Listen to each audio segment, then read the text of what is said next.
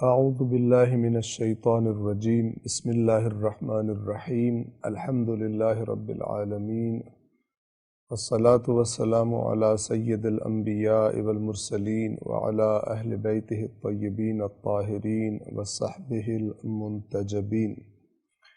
قرآن مجید کا 30واں اور آخری جز انشاءاللہ ہم آغاز کرنے جا رہے ہیں۔ آپ کی خدمت میں یہ عرض کر دیں کہ ماہ مبارک رمضان میں یہ درس طولانی ہوا کرتا تھا، لیکن اب قرآن مجید کے اختتام تک یعنی سورۃ الناس تک ہر روز پاکستانی ٹائم کے مطابق 8:30 بجے رات یہ درس ہوا کرے گا، اور اس کا دورانیہ جو ہے وہ 45 منٹ سے لے کر 60 منٹ یعنی 1 گھنٹہ اس کے درمیان اس کا دورانیہ رہا کرے گا۔ انشاءاللہ خداوند عالم کے فضل و کرم سے ہم سورۃ النبأ جو پہلی سورہ ہے 30ویں جز کی قرآن کریم کے، اس کا ہم آغاز کرتے ہیں۔ نبأ کہتے ہیں بڑی خبر کو، اہم خبر کو۔ توجہ فرمائیے، خبر بھی عربی ہی کا لفظ ہے اور نبأ بھی عربی کا لفظ ہے۔ نبأ بھی خبر کو ہی کہتے ہیں، لیکن ایسی خبر کہ جو عام خبر نہ ہو، کوئی بہت بڑی اور کسی اہم حادثے یا واقعے یا چیز کے بارے میں جو خبر دی جاتی ہے اس کو نبأ کہتے ہیں۔ بنام خدائے رحمان رحیم۔ آیت نمبر 1، یہ لوگ کس چیز کے بارے میں باہم یعنی ایک دوسرے سے سوال کر رہے ہیں۔ مکہ میں جو صورتیں نازل ہوئی ہیں ان کی آیات پر جب غور کیا جائے تو ہمیں اندازہ ہو جاتا ہے بخوبی کہ کس قسم کی باتیں لوگ کرتے تھے رسول اللہ کی مخالفت میں، اور اللہ تبارک و تعالی ان کے جوابات قرآن مجید کی ان آیات میں دیتا ہے۔ ایک بہت بڑا موضوع جس کو کفار شدت کے ساتھ جھٹلاتے تھے وہ قیامت، مرنے کے بعد دوبارہ زندہ ہونا اور حساب کتاب کا دن، اس کو بڑی شدت کے ساتھ جھٹلاتے تھے۔ لہٰذا قرآن مجید نے بہت ساری آیات میں قیامت کے موضوع پر بات کی ہے اور اس کے آنے کا یقینی ہونا، یہاں تک کہ فرمایا کہ اگر حساب کتاب نہ ہو، یعنی آیات قرآن سے جو ہمیں بات پتہ چلتی ہے، جو یہ سمجھتے ہیں کہ ہم نے اس کائنات کو بیہودہ خلق کر دیا ہے، کیا مطلب؟ یعنی کوئی حساب کتاب نہیں ہونا، ایسے ہی تم لوگ آئے ہو اور ایسے ہی چلے جاؤ گے۔ تو اللہ نے فرمایا جو لوگ یہ گمان کرتے ہیں وہ کافروں والا گمان رکھتے ہیں۔ اللہ کا قیامت کا انکار کرنے والے جو کفار ہیں ان کا نظریہ یہ ہے کہ آسمان و زمین، یہ کائنات بے مقصد پیدا کی گئی ہے۔ آپ ابھی تک دیکھ چکے ہیں قرآن مجید میں یہ موضوع ایک بہت بڑے موضوع کے طور پر بڑی تاکیدوں کے ساتھ اللہ تبارک و تعالی نے اس کی طرف اشارہ فرمایا۔ اور آپ دیکھیے، اگر انسان قیامت کو نکال دے، یعنی فرض کریں کہ قیامت نہ ہو، حساب کتاب نہ ہو، تو اس کے بعد کوئی اللہ کو مان لے یا اللہ کو نہ مانے، کیا فرق پڑے گا؟ لوگ اپنی مرضی کریں گے، اس لیے کہ کہیں گے ہم خدا کو مانتے ہیں، بڑا خدا کا احترام ہے، عبادت بھی کرتے ہیں، لیکن ہم اللہ کی نافرمانی بھی کرتے ہیں۔ کیوں؟ اس لیے کہ حساب کتاب ہی نہیں ہونا۔ لہٰذا قیامت، معاد قرآن مجید کا ایک بہت بڑا موضوع ہے، اور اسی کے بارے میں یہ آیات ہے۔ یہ لوگ کس چیز کے بارے میں باہم سوال کر رہے ہیں؟ 2، کیا اس عظیم خبر کے بارے میں؟ 3، جس میں یہ اختلاف کر رہے ہیں، جھگڑ رہے ہیں، آئے گی نہیں آئے گی، طرح طرح کی باتیں کرتے ہیں، اس بڑی خبر کے بارے میں۔ اور یہ بتا رہا ہے کہ گویا یہ سوال بھی اختلاف کرنے کے لیے، جیسے قرآن بار بار بتاتا ہے وَيَقُولُونَ مَتَىٰ هَٰذَا الْوَعْدُ إِن كُنتُمْ صَادِقِينَ، اور یہ کہتے ہیں کہ اگر تم سچے ہو اے اپنے آپ کو نبی کہنے والوں، تو پھر یہ قیامت کب آئے گی؟ یہ کب آئے گی؟ یعنی نہیں آئے گی۔ اب اللہ تبارک و تعالیٰ ان کی کیفیت بتا کر جواب میں فرماتا ہے ہرگز نہیں، یعنی تم جو کہہ رہے ہو قیامت نہیں آئے گی، یہ غلط بات ہے، ہرگز نہیں، وہ آئے گی۔ ان قریب انہیں معلوم ہو جائے گا۔ 5، پھر ہرگز نہیں، یعنی میں پھر تاکید کر رہا ہوں کہ جو تم سمجھ رہے ہو ہرگز ایسا نہیں ہے، قیامت تم کہتے ہو کہ نہیں آئے گی، وہ آئے گی۔ ان قریب انہیں معلوم ہو جائے گا، یعنی اللہ شدید تاکید کے ساتھ، تکرار کے ساتھ فرما رہا ہے کہ تھوڑا سا انتظار کرو، بہت جلد تمہیں پتہ چلنے والا ہے کہ قیامت برحق ہے۔ اب اس کے بعد اللہ تبارک و تعالی اپنی خلق کردہ بعض چیزوں اور نعمتوں کی طرف توجہ دلواتا ہے قیامت کو جھٹلانے والوں کی، اور پھر کہتا ہے کہ جس نے یہ نظام بنایا ہے وہ تمہیں بتا رہا ہے کہ قیامت بھی آئے گی۔ یہ نظام جو بنا ہے اتنا منظم، یہ بیہودہ بے مقصد نہیں ہے، اور جو یہ بنانے کی قدرت رکھتا ہے وہ تمہیں دوبارہ زندہ کرنے اور تمہارا حساب کتاب لینے کی قدرت رکھتا ہے، اور حتماً ایسا کرے گا۔ آیت نمبر 6، کیا ہم نے زمین کو گہوارہ نہیں بنایا؟ گہوارہ بچے کے لیے ہوتا ہے جہاں بچہ بڑے آرام اور سکون کے ساتھ رہتا ہے۔ آپ تصور کیجئے اس آیت پر اگر ہم بات کرنا چاہیں تو بات ختم ہی نہیں ہوگی۔ اتنی چیزیں ہیں جو زیر بحث آئیں گی کہ جن کا عمل دخل ہے کہ ہم اس دنیا میں اس زمین کے اوپر آرام سے زندگیاں گزارتے ہیں۔ آپ کو معلوم ہے انتہائی تیز رفتاری کے ساتھ زمین حرکت میں ہے، اور پھر سورج کے گرد بھی انتہائی تیزی کے ساتھ حرکت میں ہے، اور خود اپنے گرد بھی تیزی سے گھومتی ہے زمین۔ لیکن اس کے باوجود ہم اور آپ کتنے آرام اور سکون سے بیٹھے ہوئے ہیں اور آرام سے زندگیاں گزارتے ہیں۔ اگر یہ کشش ثقل جسے کہا جاتا ہے، گریویٹیشنل پل، اگر یہ تھوڑی دیر کے لیے رک جائے تو آپ تصور کیجئے کہ اس دنیا کی چیزوں کا کیا حشر ہوگا۔ سب بکھر جائیں گے، اڑ جائیں گے، واپس آئیں گے ہی نہیں۔ اس زور سے زمین انہیں پھینکے گی جس رفتار کے ساتھ یہ چل رہی ہے کہ پتہ بھی نہیں چلے گا کہ کون کہاں چلا گیا۔ لیکن اللہ نے ایسا بنایا، فرمایا کیا ہم نے زمین کو گہوارہ نہیں بنایا؟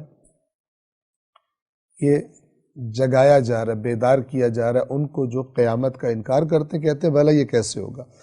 کیا ہم نے زمین کو گہوارہ نہیں بنایا؟ 7، اور پہاڑوں کو میخیں نہیں بنایا کہ جیسے زمین میں گاڑ دیے گئے ہوں؟ 8، اور تمہیں جوڑا جوڑا پیدا کیا، یعنی نر اور مادہ بنا کر اس پورے نظام کی طرف اشارہ ہے جس کے ذریعے دو انسان ایک دوسرے سے سکون بھی حاصل کرتے ہیں، ایک دوسرے کا سہارا بھی بنتے ہیں، اور ان کی نسل بھی آگے چلتی ہے، اور نہ صرف انسان بلکہ انسانوں کے علاوہ دیگر مخلوقات بھی۔ پھر ایک اور نعمت کی طرف اشارہ کہ واقعاً انسان اپنے سونے اور جاگنے کے نظام کی طرف اگر غور کرے کہ نیند کے ذریعے سے انسان کا بدن کیسے دوبارہ تازہ دم ہو جاتا ہے، نیند کیا کیا فوائد دیتی ہے بدن کو،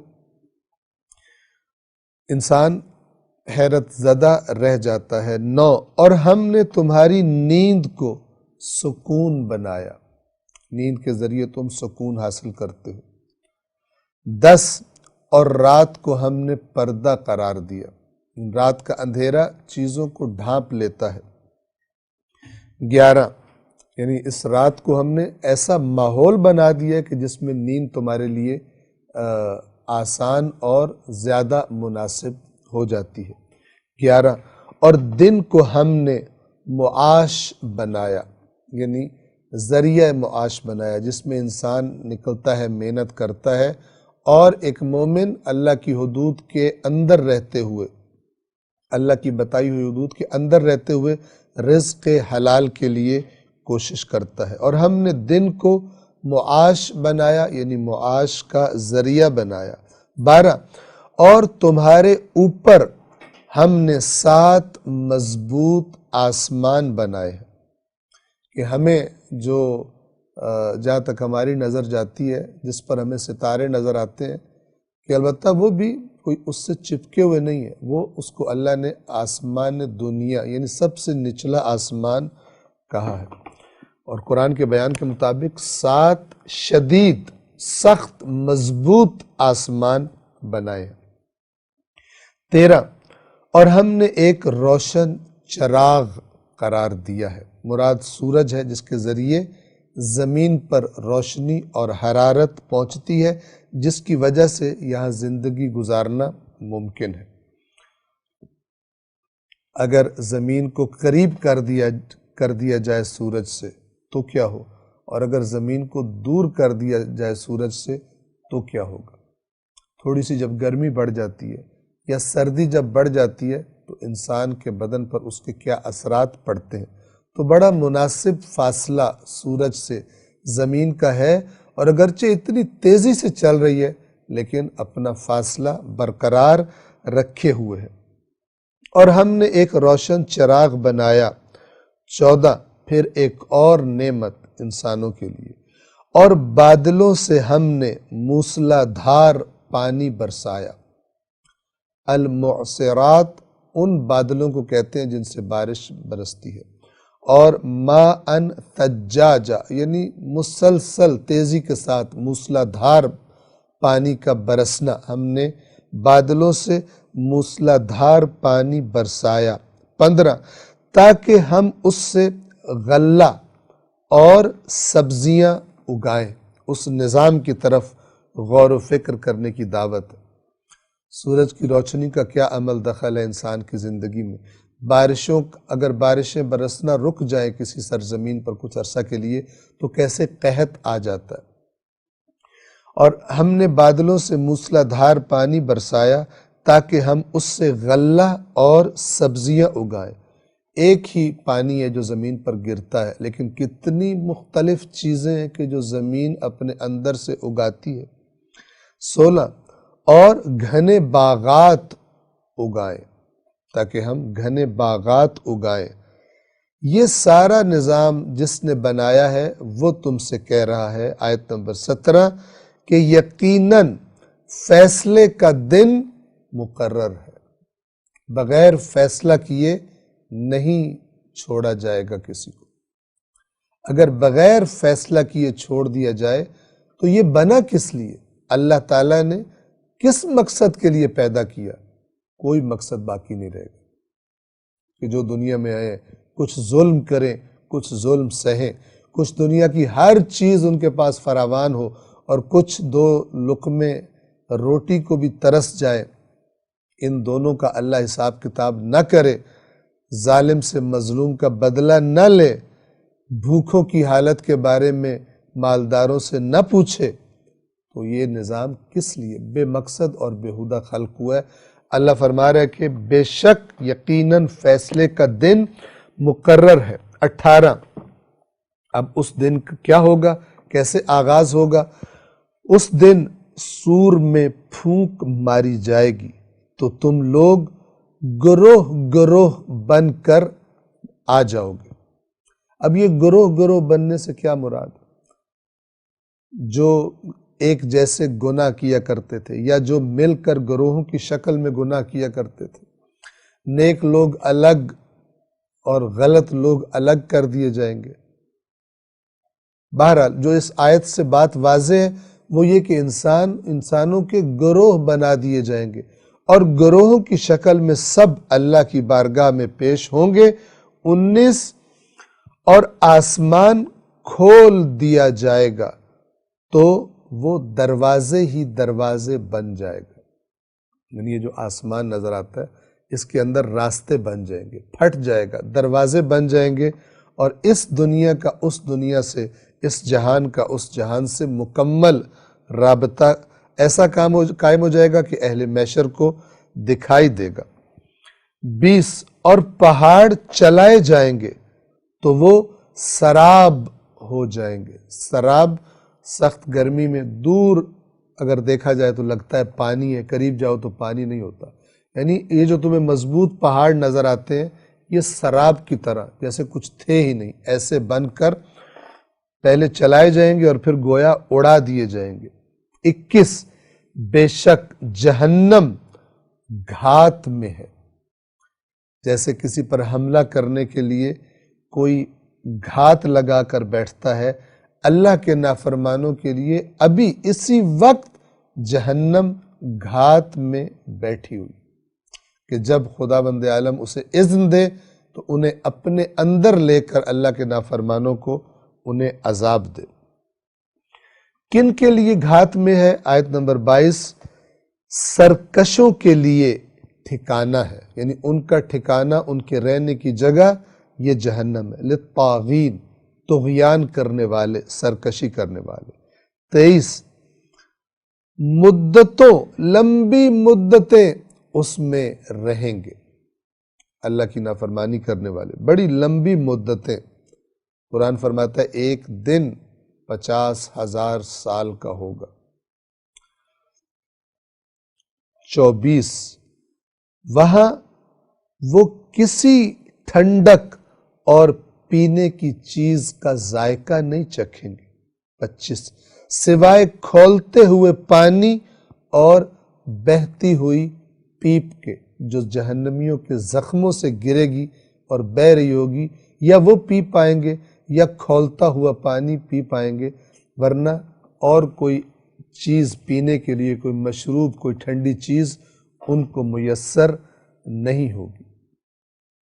آپ توجہ فرمائیں، انسان اگر ان آیات میں غور کرے تو دیکھتا ہے کہ اتنی شدت سے تصویر بنا کر دکھائی گئی ہے انسان کو تاکہ اپنے ذہن میں اسے تصور کرے اور ڈر جائے۔ لیکن ایسے بد نصیب بھی ہوں گے، گزشتہ زمانوں میں بھی تھے، اب بھی ہیں، آئندہ بھی آئیں گے، کہ جو ان سب باتوں کو جاننے کے باوجود، کچھ تو وہ بد نصیب ہے کہ جو اسے جاننے کی کوشش ہی نہیں کرتے، لیکن وہ کہ جس کو پتہ چل جائے کسی نہ کسی طرح، اس کے بعد یا خود بہانے بنا لے یا دین کے نام پر اسے ڈھکوسلے سنا دیے جائے اور وہ غافل ہو جائے کہ میں کس دن کی طرف سفر کر رہا ہوں اور مجھے کون سا دن، شدید دن مجھے اس کو دیکھنا ہے اور اپنا حساب کتاب دینا ہے۔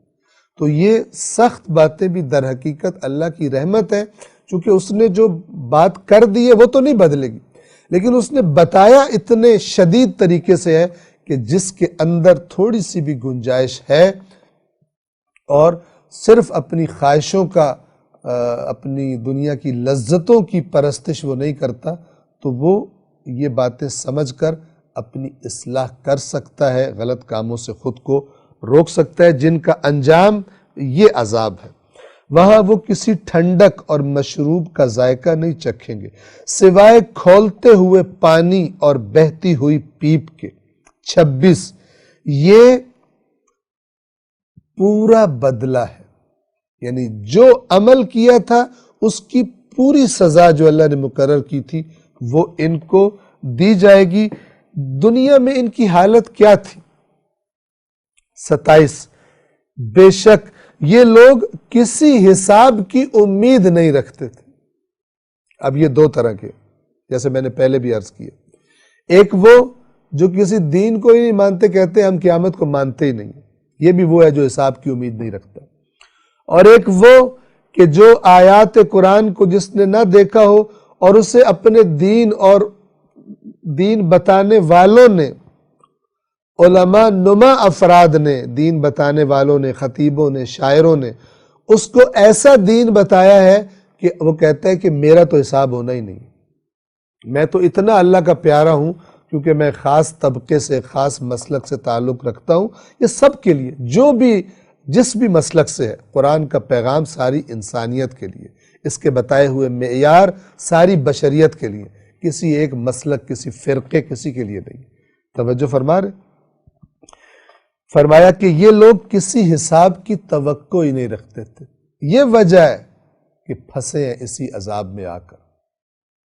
یا کہتے تھے آنی نہیں ہے قیامت، یا کہتے تھے کہ آنی تو ہے لیکن ہمارا کوئی حساب کتاب نہیں ہوگا، ہم تو یوں چٹکی بجا کر جنت میں داخل ہو جائیں گے۔ 28 اور ہماری آیات کو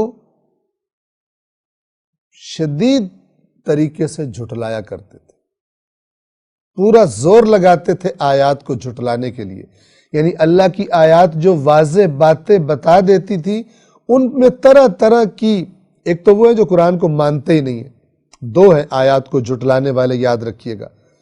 یہ بڑا باطل تصور ڈال دیا گیا کہ یہ تو کافروں کی بات ہے، ہماری تو بات نہیں، ہم تو نہیں جھٹلاتے آیات کو۔ نہیں، آپ قرآن میں غور کریں، پتہ چلے گا ہم میں بھی بہت سارے جھٹلانے والے آیات کو جھٹلاتے تھے، یعنی جو اللہ کی آیات صاف صاف بات بتا رہی ہیں اس کی کوئی نہ کوئی تعویل کر کے کوئی اور تصور بنا لینا، آیت کو توڑ موڑ کر کسی اور طرف چلے جانا۔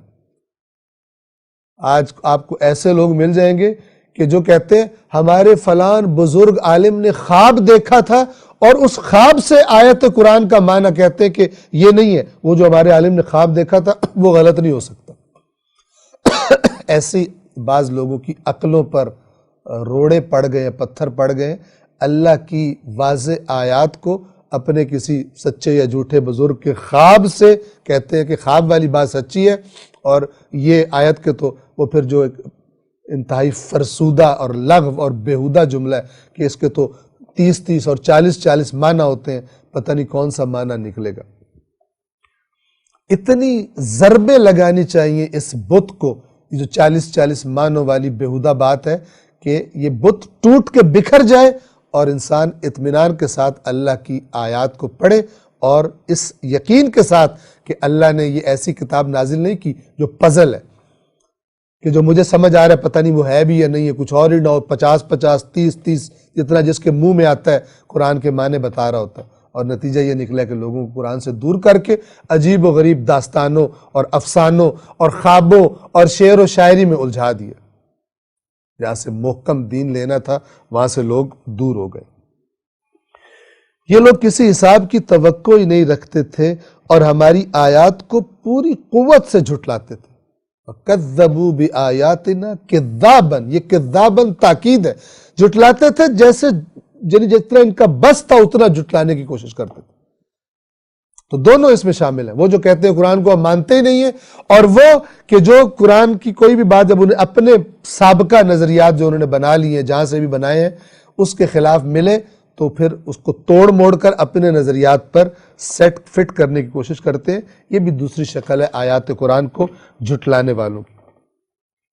29 اور ہم نے ہر چیز کا ایک کتاب میں احاطہ کر رکھا، ہم نے ہر چیز گن رکھی ہے ایک کتاب میں، جو تم دنیا میں کر رہے ہو اللہ تعالیٰ کے پاس محفوظ ہو رہا تھا۔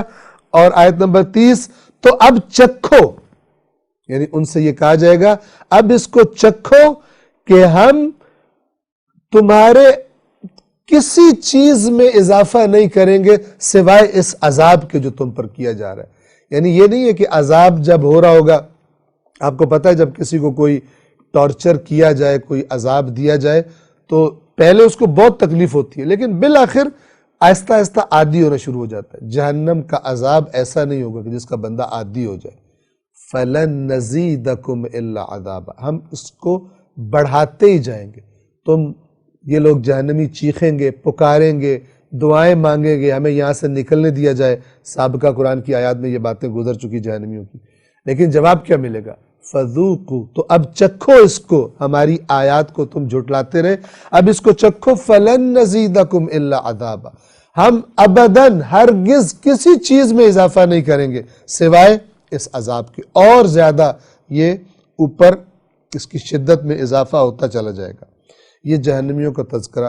اس کے بعد جنتیوں کا، آیت نمبر 21، بے شک صاحبان تقوی کے لیے کامیابی ہے، اس میں کوئی شک ہی نہیں کہ تقوی والوں کے لیے کامیابی ہے، اور وہ کامیابی کس جگہ میں وہ ہوں گے؟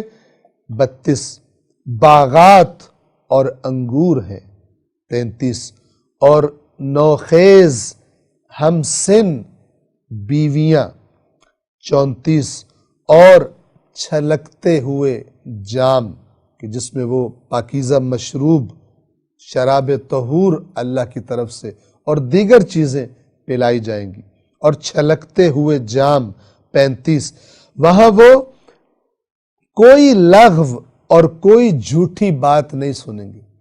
دنیا میں مومنوں نے بڑا برداشت کیا، کفار، منافق، دنیا پرست افراد ان کا مذاق اڑاتے تھے، ان کو تانے دیتے تھے، ان کو بری بری باتیں سننی پڑتی تھی، بڑی جھوٹی تہمتیں ان کو سننی پڑتی تھی۔ اللہ تعالیٰ فرما رہا ہے وہاں وہ نہ کوئی لغو بات سنیں گے نہ کوئی جھوٹی بات۔ 36 جزا ہے یہ آپ کے رب کی طرف سے ایسی عطا جو بڑی حساب والی ہے، یعنی جس کو اللہ نے حساب کیا، تم تو حساب ہی نہیں کر سکتے، ایسی عطا اللہ تعالیٰ فرمائے گا اس دن کہ جس کو ملے گی وہ راضی ہو جائے گا۔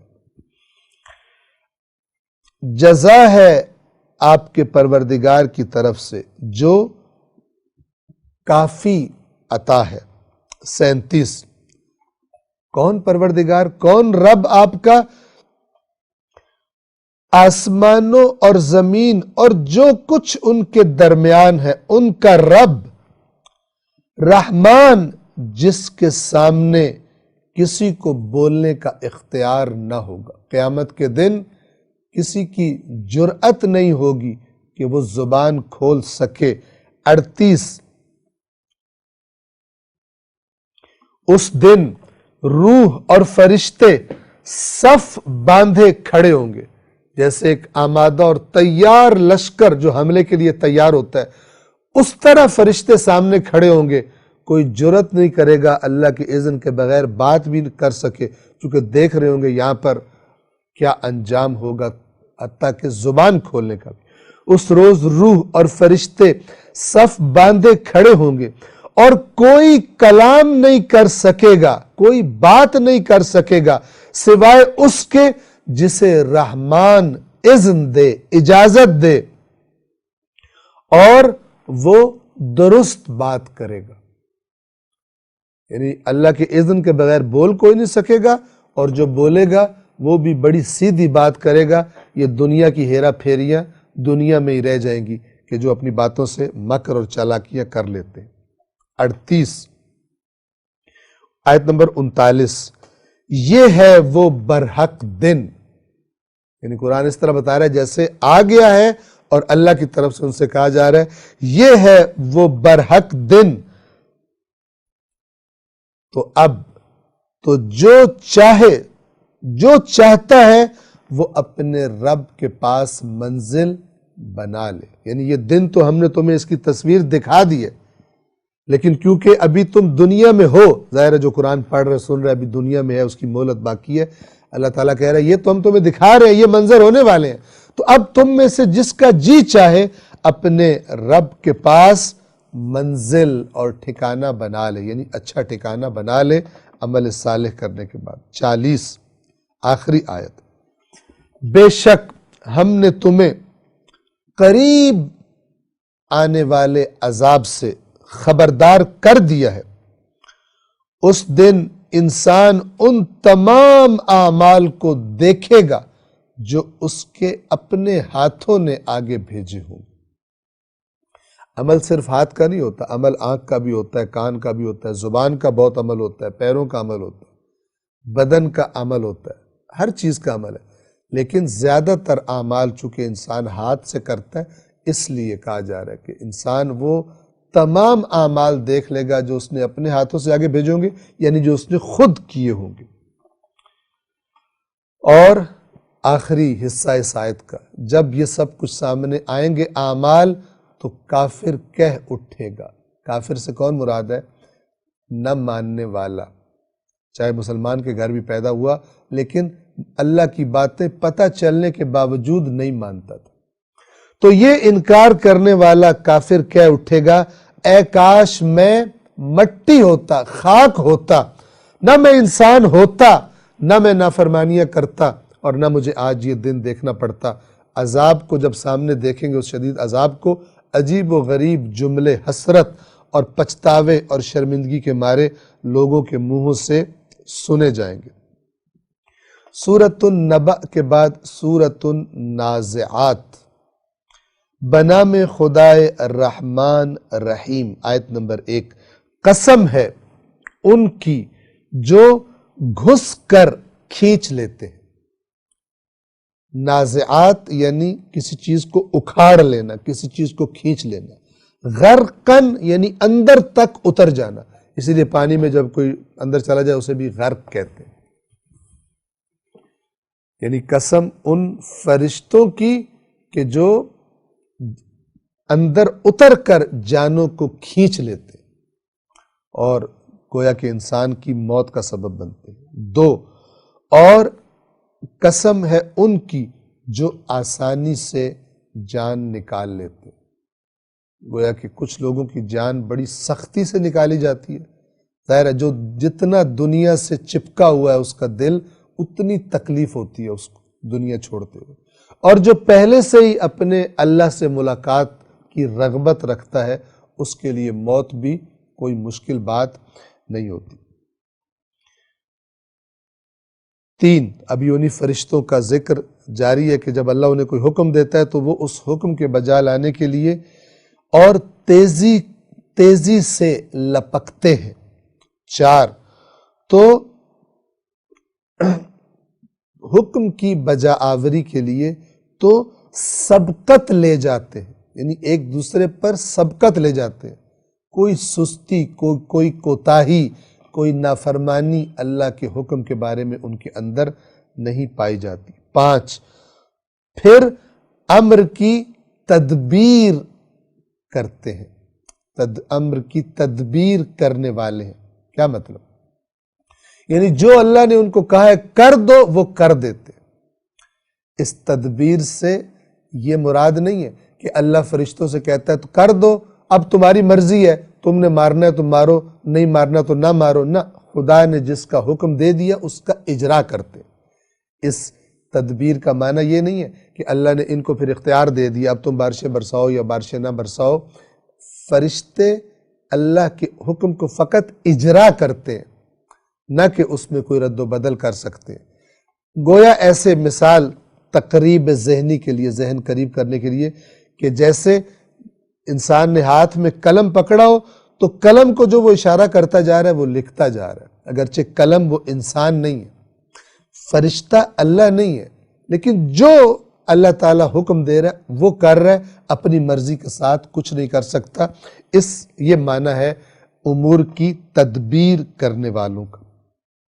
6، یعنی یہ تصور غیر قرآنی تصور ہے کہ اللہ تبارک و تعالی مثال کے طور پر اس نے اپنے اختیارات، مثلا خود اپنے اختیارات دے دیے کہ یہ کام اب تمہارے سپرد ہے، تم کسی کا رزق کم کرو، زیادہ کرو، تم یہ کرو، یہ با اختیار کسی اور کا حکم چلے، یہ اس کائنات میں صرف ایک اللہ کا نظام چلتا ہے۔ آیات قرآن واضح طور پر اس کی طرف اس پر روشنی ڈالتی ہیں اور اس کو بیان اللہ تبارک و تعالی نے کر دیا ہے۔ 6، یہ فرشتے کے جو اللہ کے حکم فوری طور پر بجا لاتے ہیں، ان کی قسم کھائی گئی، اور پھر کہا جا رہا ہے کہ اس روز کانپنے والی کانپے گی، یعنی یہ زمین کوئی ایسی چیز، ایسا شدید زلزلہ جس سے یہ پوری زمین کانپ کر رہ جائے گی، ساتھ اس کے پیچھے دوسری آئے گی، یعنی وہی لرزش اور وہی زلزلہ دوسرا آئے گا۔ یہ چونکہ دو زلزلوں کا تذکرہ ہے تو ایک دفعہ سور پھونکا جانا جو قیامت کا اعلان ہوگا، اس پہ زلزلے آئیں گے، اور دوسرا بھی جب دوبارہ زندہ کرنے کے لیے سور پھونکا جائے گا، وہ بھی گویا کہ بڑی شدید صورتحال ہوگی۔ آیت نمبر 8، کچھ دل اس دن مضطرب ہوں گے، واجفہ یعنی اضطراب کی حالت میں ہوں گے، پریشان ہوں گے، آرام و سکون ان دلوں کو نہیں ہوگا۔ 9، ان کی نگاہیں جھکی ہوئی ہوں گی، دل پریشان، بے چین، مضطرب کہ ہمارے ساتھ کیا ہونے والا ہے، اور آنکھیں شرمندگی سے جھکی ہوئی ان اعمال کی وجہ سے کہ جو دنیا میں کیے ہوئے تھے۔ اور اب چونکہ پردے ہٹ گئے ہیں، اب کوئی شکوک، شبہات، بحث یہ کام نہیں آئے گی، ان کی نگاہیں جھکی ہوئی ہوں گی۔ 10، کہتے ہیں کیا ہم ابتدا کی طرف پھر واپس لائے جائیں گے؟ یعنی جو ہم اگلی آیت ہم پڑھ لیں 11، کیا جب ہم کھوکھلی ہڈیاں ہو چکے ہوں گے تب ہمیں دوبارہ اسی طرح جس طرح ہم اب ہیں ہمیں بنا دیا جائے گا؟ یہ لوگ یہ کہہ رہے ہیں، وہی جملہ جو کفار اللہ کے نبیوں سے اور مکہ والے مشرک کافر رسول اللہ سے کہا کرتے تھے، کیا ہم جب کھوکھلی ہڈیاں ہو جائیں گے تب بھی ہم دوبارہ اسی طرح بن جائیں گے جیسے ہم اب ہیں؟ 12، کہتے ہیں پھر تو یہ واپسی بڑی گھاٹے والی واپسی ہے۔ یہ تنزن مذاق اڑانے کے لیے کہتے تھے، بڑا گھاٹا پڑ جائے گا ہمیں اگر یہ بات سچ ہو جائے جو تم ہمیں کہہ رہے ہو۔ اللہ کہہ رہا ہے یہ گھاٹا تمہیں پڑنے والا ہے، جھٹلانے والوں یہ گھاٹا تمہیں پڑنے والا ہے، ہم تمہیں پہلے خبردار کر رہے ہیں۔ اگر تم اپنی خواہشات کی قبر میں سے جس میں تم نے اپنی عقل کو دفنا دی ہے، اس عقل کو باہر نکال کر اسے کام میں لا سکو۔ کہتے ہیں پھر تو یہ واپسی بڑی گھاٹے والی ہوگی۔ 13، اب اللہ تعالیٰ فرما رہا ہے تو یہ واپسی یقیناً صرف ایک جھڑکی سے ہو جائے گی، وہ تو بس ایک جھڑکی ہوگی، یعنی ایک زوردار، جیسے کوئی کسی کو ڈانٹ دیتا ہے، اور تمہاری ساری باتیں بجھ کے رہ جائیں گی، تمہارے سارے دعوے ختم ہو جائیں گے، تمہاری ساری دلیلوں کا باطل ہونا واضح ہو جائے گا۔ 14، تو وہ یکایک میدان میں آ جائیں گے، یعنی اچانک ان کو گویا جیسے کوئی جھڑک کے لا کر کہیں کھڑا کر دیتا ہے، تمہیں بھی جھڑک کر لا کر میدان حشر میں حساب کے لیے کھڑا کر دیا جائے گا۔ آیت نمبر 15 سے پھر حضرت موسیٰ کا تذکرہ ہو رہا ہے، یعنی مکہ والوں سے کہا جا رہا ہے کہ یہ رسول جو تمہیں نصیحت کر رہا ہے، تم سے ایک بہت طاقتور جو اپنے آپ کو رب کہا کرتا تھا فرعون، اس کو بھی ہمارے رسول نے آ کر خبردار کیا تھا۔ 15، کیا موسیٰ کی خبر آپ تک پہنچی ہے؟ 16، جب ان کے رب نے طوا کی مقدس وادی میں انہیں پکارا تھا۔ 17، فرعون کی طرف جاؤ، بے شک وہ سرکش ہو گیا ہے، یعنی حضرت موسیٰ کو حکم دیا تھا۔ 18، تو اس سے کہیں، یعنی اے موسیٰ فرعون سے کہیں کیا تو پاکیزگی اختیار کرنے کے لیے تیار ہے؟ تو چاہتا ہے کہ تجھے پاکیزہ کر دیا جائے؟ 19، اور میں تیرے رب کی طرف سے تیری رہنمائی کر دوں تو تو ڈر جائے اپنے رب سے؟ کوئی گنجائش ہے اے فرعون تیرے پاس؟ 20، چنانچہ موسیٰ نے فرعون کو بہت بڑی نشانی دکھائی، معجزات دکھائے۔ 21، تو اس نے جھٹلا دیا اور نافرمانی کی۔ 22، پھر دوڑ دھوپ کرنے کے لیے پلٹ گیا، یعنی پلاننگ کرنے کے لیے، جس کے نتیجے میں پھر وہ جادوگر بلائے گئے اور مقابلہ ہوا، پھر دوڑ دھوپ کرنے کے لیے لوٹ گیا۔ 23، یہ میں جان بوجھ کر مختلف الفاظ اردو کے بولتا ہوں تاکہ بات مختلف طریقوں سے واضح ہوتی رہے۔ یہاں پہ لکھا ہوا پھر وہ دوڑ دھوپ کرنے کے لیے لوٹ گیا۔ بعض لوگ مجھ سے سوال کرتے تھے کہ آپ کس کا ترجمہ پڑھ رہے ہیں، تو میں آپ کو عرض کر دوں کہ جو میرے سامنے ترجمہ کھلا ہوا ہے وہ علامہ شیخ محسن علی نجفی صاحب کا ترجمہ جو میرے سامنے کھلا ہوتا ہے، لیکن میں الفاظ کو بدل کر مختلف صورتوں میں مختلف جملوں میں بیان کرتا ہوں تاکہ بات آپ پر مزید جس قدر میری توفیق ہے اس کو واضح کر سکوں۔ پھر دوڑ دھوپ کرنے کے لیے لوٹ گیا۔ 23 تو جمع کیا، یعنی سب لوگوں کو جمع کیا، تو پھر پکارا، سب کو جمع کر کے اس نے پکارا۔ کیا کہنے لگا فرعون؟ آیت نمبر 24 تو کہنے لگا میں ہی تمہارا رب اعلی، سب سے اونچا رب تمہارا میں ہوں۔ توجہ فرمائیے، فرعون ایسا نہیں ہے کہ اپنے علاوہ کسی کو معبود نہیں مانتا تھا اور معبودوں کا قائل تھا۔ سورج کو یہ لوگ پوجا کرتے تھے اور فرعون اپنے آپ کو سورج کا نمائندہ، یعنی زمین پر، سورج تو آسمان پر ہے، زمین پر سورج کا نمائندہ رب وہ میں ہوں، یہ فرعون کا دعویٰ تھا۔ اور زمین پر سورج کی طرف سے اب مجھے اختیار ہے اور میرے احکامات چلتے ہیں، تو کہنے لگا میں ہی تمہارا رب اعلیٰ ہوں۔ یہ موسیٰ کس رب کی بات کرتا ہے؟ 25 پس اللہ نے اسے آخرت اور دنیا کے عذاب میں پکڑ لیا۔ اللہ نے اسے، اس کی ساری طاقتیں بیکار گئی، اللہ نے اس کو پکڑ لیا دنیا اور آخرت کے عذاب میں۔ 26 بے شک ڈرنے والوں کے لیے اس میں عبرت ہے، یعنی جو دنیا پرستی کے نشے نے جن کی عقلوں کو بالکل سوچنے سمجھنے سے عاری نہیں کر دیا، اور وہ کسی چیز کا خوف ان کے اندر آ جاتا ہے جب دلائل محکم ہوں، تو ایسے لوگوں کے لیے فرعون کے قصے میں، اس کے پکڑے جانے میں بڑی عبرت ہے کہ وہ کتنا طاقتور تھا اور کیسے پکڑ میں لے لیا اللہ نے اور اس کو اٹھا کر پانی میں غرق کر دیا۔ 27 اب یہ پھر سوالات ہیں چند۔ کیا تمہارا خلق کرنا زیادہ مشکل ہے یا اس آسمان کا؟ اس نے بنایا ہے اس کو۔ تم جو کہہ رہے ہو تم دوبارہ پیدا نہیں کیا جا سکتا، تم ہڈیاں بن جاؤ گے، دوبارہ کیسے زندہ ہوگے؟ کیا تمہارا دوبارہ پیدا کیا جانا مشکل ہے یا اس آسمان کا جو اتنی عظیم، اس کے ستارے دیکھو، اس کی وسعتیں دیکھو، اپنی حیثیت دیکھو، اس وسیع کائنات میں ایک نقطے کی بھی جگہ جس کو نہ ملے، اس سیارہ جس کا نام زمین ہے، اس پر تم رہتے ہو، اور اگر تم اپنے وجود کا اظہار کرنا چاہو اس کائنات میں تو تمہیں تو شاید وہ ایٹامک مائکروسکوپ سے بھی نہ دیکھا جا سکے، اتنے چھوٹے ہو اس کائنات کی وسعتوں کے مقابلے میں۔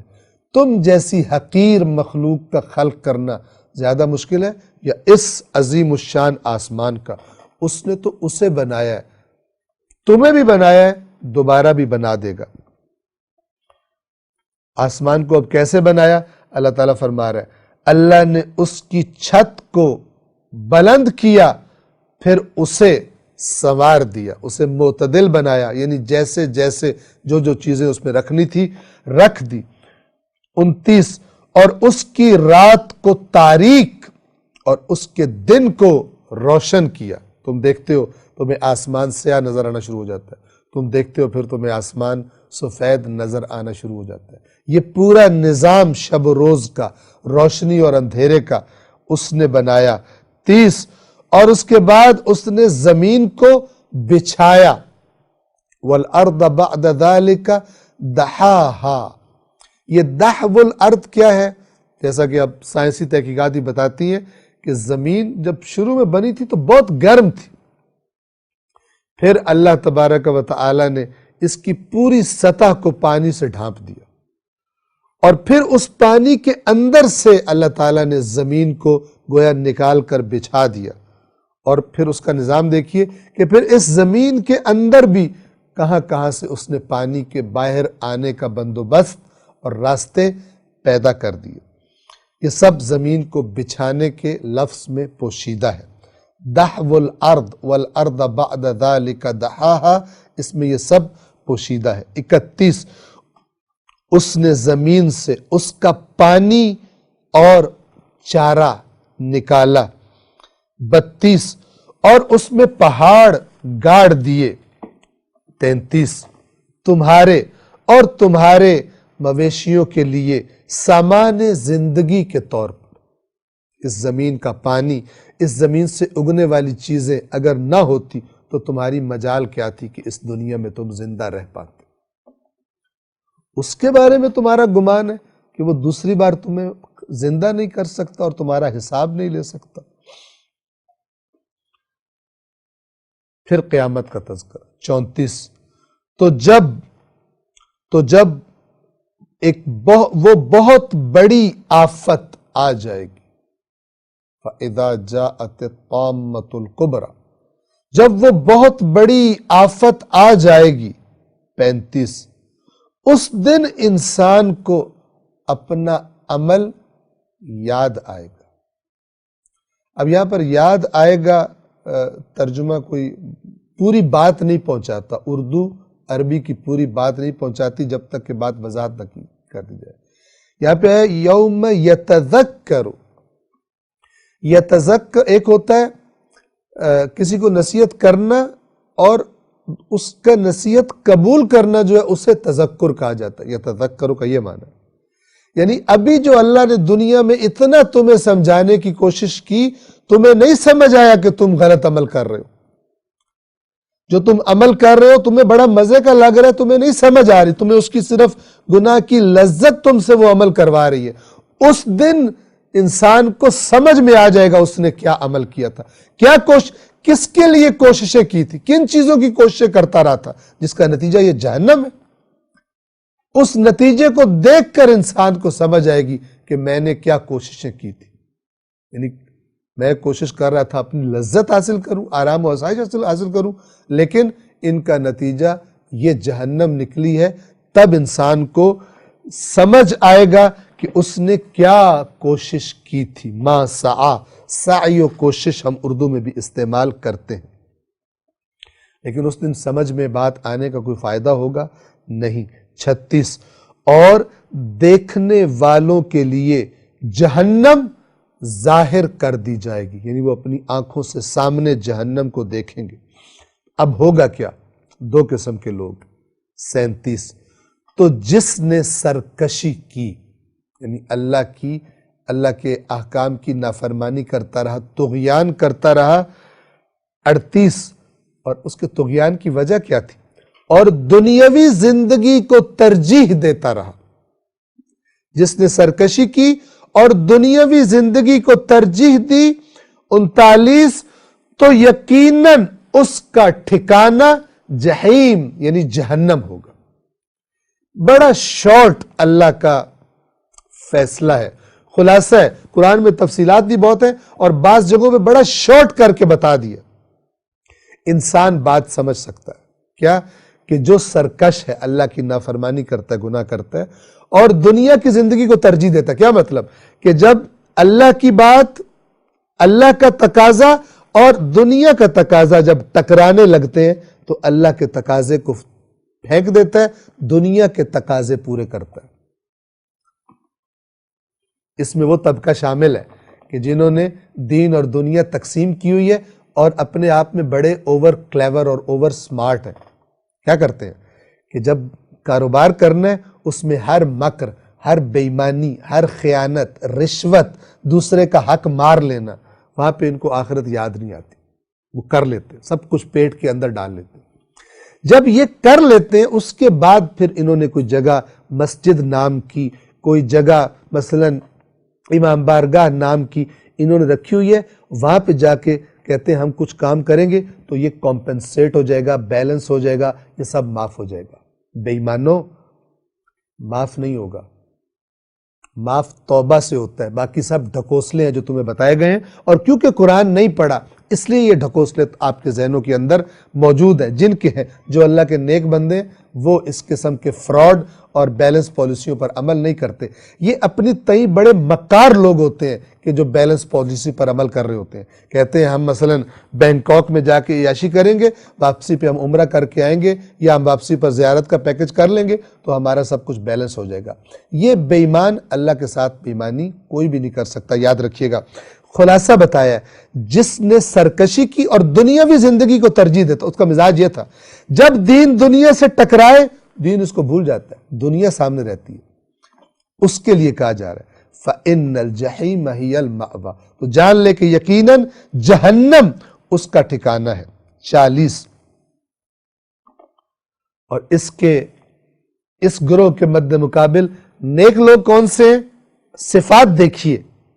صفات دیکھیے جو قرآن نے بیان کی، اور وہ شخص جو اپنے رب کی بارگاہ میں کھڑا ہونے سے ڈرا، یعنی ڈرتا رہا کہ ایک دن آئے گا جب مجھے اپنے رب کے سامنے کھڑا ہو کر اس کی بارگاہ میں مجھے حساب کتاب دینا پڑے گا۔ ڈر کی کیفیت اس کے اندر رہتی تھی کہ اس دن میں کیا پیش کروں گا اپنے رب کو، میں کیا اعمال پیش کروں گا۔ اور جو شخص اپنے پروردگار کی، اپنے رب کی بارگاہ میں پیش ہونے کا خوف رکھتا تھا، اور یہ خوف اسے کیا کرواتا تھا؟ اور نفس کو خواہشات سے روک دیتا تھا۔ یہ کہتا تھا رشوت کھا لے، بعد میں عمرہ کر کے بیلنس ہو جائے گا، وہ یہ نہیں کرتا تھا۔ وہ جب نفس حرام کا کہتا تھا اس کو روک لیتا تھا، چونکہ ڈرتا تھا مجھے رب کے سامنے کھڑے ہونا۔ فَإِنَّ الْجَنَّةَ هِيَ الْمَأْوَىٰ، تو یقیناً جنت ہی اس کا ٹھکانہ ہے۔ صفات بتا دی جہنمی کی بھی اور جنتی بھی۔ جہنمی کی کیا صفت ہے؟ کہ یہ سرکشی کرتا ہے، نافرمانی کرتا ہے جب اس کا دل چاہے۔ اور کیوں سرکشی کرتا ہے؟ دنیا کی زندگی کو ترجیح دینا اس کا مزاج ہے۔ جہاں دنیا دین کے مقابلے میں آئے، یہ دین کو بھول جاتا ہے، دنیا کرتا ہے۔ بعد میں بیلنس کرنے کے لیے اس نے دین کا بھی ڈھکوسلا اپنے ساتھ رکھا ہوا ہے۔ اور جنتی کی کیا نشانی ہے؟ دنیا میں کیا مزاج ہے؟ اس سے خوف ہے کہ میں نے ایک دن اپنے رب کے سامنے کھڑا ہونا ہے، اور اس خوف کی وجہ سے جب بھی اس کا نفس اس کو سرکشی کی کوئی خواہش کی طرف لے جانے کی کوشش کرتا ہے، یہ اپنے نفس کو روک لیتا ہے۔ فَإِنَّ الْجَنَّةَ هِيَ الْمَأْوَىٰ، کتنا واضح ہے قرآن، اس کے 30 اور 60 معنی نکالو۔ بے ایمانو، قرآن کی آیات سے بھاگنے کے لیے بے ایمانیاں کرتے ہو، بالکل واضح اور شفاف آیات ہے، بالکل واضح اور شفاف آیات ہے۔ ان کے اندر سے ڈھکوسلے نکل ہی نہیں سکتے۔ صرف ان کو یہ ڈھکوسلے اثر کرتے ہیں کہ جن کو اتنی عقل نہیں آئی کہ ہم قرآن مجید کو پڑھ لیں، ان پر یہ ڈھکوسلے کام کرتے ہیں، اور وہ اب اتنی لمبی بڑی عمروں کو پہنچ چکے ہیں کہ اب انہیں عجیب لگتا ہے کہ جو پچھلی عمر گزاری ہے اس کے بغیر، تو ان کا جی چاہتا ہے اس کو جھٹلائیں، کوئی تعویلیں ڈھونڈے، اپنے پیروں سے جا کے بنوا کے لائیں، کھچڑیاں پکوا کر، تاکہ سیٹسفیکشن ہو سکے کہ ہم نے قرآن نہیں بھی پڑھا اور قرآن میں جو باتیں لکھی ہوئی ہیں ہمیں اس کا کوئی نقصان نہیں ہونے والا۔ حدیث ثقلین کا بھی مذاق اڑایا انہوں نے، جنہوں نے قرآن سے خود کو دور رکھا ہے، اور اس سے بڑھ کر انہوں نے مذاق اڑایا حدیث ثقلین کا، جنہوں نے سو کالڈ علمی دلائل دے کر لوگوں کو، عوام کو قرآن سے دور کر دی۔ کون ہے ذمہ دار؟ کون ہے ذمہ دار اس کتاب سے امت کی دوری کا، عوام کی دوری کا، کہ جو ہر بچے کو آنی چاہیے تھی کتاب؟ دنیا کی ہر کتاب سے زیادہ جو کتاب پڑھی جانی چاہیے تھی، اس سے 60-70 سال کا بندہ بھی دور ہے، اسے پتہ نہیں چلتا، حتیٰ کہ متدین اپنے آپ کو کہنے والے۔ کون قصوروار ہے اس کا؟ اس سوال کا جواب دینے کے لیے عوام بھی تیار ہو جائیں، اور جو ذمہ دار ہیں اس کے وہ بھی تیار ہو جائیں۔ یحبون ان یحمدوا بما لم یفعلوا، جن کو یہ ہوتا ہے کہ ان کی اس کام پہ تعریف کی جائے جو انہوں نے کیا ہی نہیں۔ دین کا پیغام صاف صاف پہنچانا تھا، کیوں معاشرے سے قرآن غائب ہو گیا؟ فَإِنَّ الْجَنَّةَ هِيَ الْمَأْوَىٰ، یقیناً جنت ہی اس کا ٹھکانہ ہے۔ میں جب بھی یہ بات کرتا ہوں تو وہی افراد کے جو لوگوں کی خوشی کے لیے، لوگوں کو خوش کرنے کے لیے دین بتاتے ہیں، وہ مراد ہوتے ہیں۔ جو علماء حق ہیں کہ وہ ہمیشہ قلیل رہیں، وہ مراد ہرگز نہیں ہوتے۔ وہ تو ہر زمانے میں اپنا جہاد کرتے ہیں، چاہے لوگ انہیں قبول کریں، چاہے عوام انہیں اٹھا کر اپنی محفلوں سے باہر پھینک دیں اور عوام کو بالکل مزہ ہی نہ آئے ان کی باتوں کا۔ ان کی بات نہیں کر رہا، اور اللہ سب سے بہتر جاننے والا ہے۔ میرے یہ جو لہجے کی شدت ہے، یہ اس درد کی وجہ سے ہے کہ جو ہمیں پوری مسلم امت اور قرآن کا جو رابطہ آج آپ دیکھتے ہیں، اس کی وجہ سے لہجے میں یہ شدت آ جاتی ہے۔ 42، یہ لوگ آپ سے قیامت کے بارے میں اے رسول سوال کرتے ہیں کہ کب واقع ہوگی۔ 43، ذرا اللہ کا جواب دیکھیے، آپ کو کیا کام ہے اے رسول، آپ کو کیا کام ہے قیامت کے بیان سے؟ آپ کی تو ذمہ داری نہیں۔ یعنی گویا اتنا سوال کیا جاتا تھا رسول اللہ سے کہ گویا کہ رسول اللہ کو خواہش ہوتی تھی کہ قیامت کا بتایا جائے کب آئے گی۔ اللہ نے کہا آپ کا کیا کام، فیم انت من ذکراہا، اللہ تبارک و تعالی کا اپنا جلال اور روب ہے، فیم انت من ذکراہا، آپ کو کیا کام ہے اس کے بیان سے۔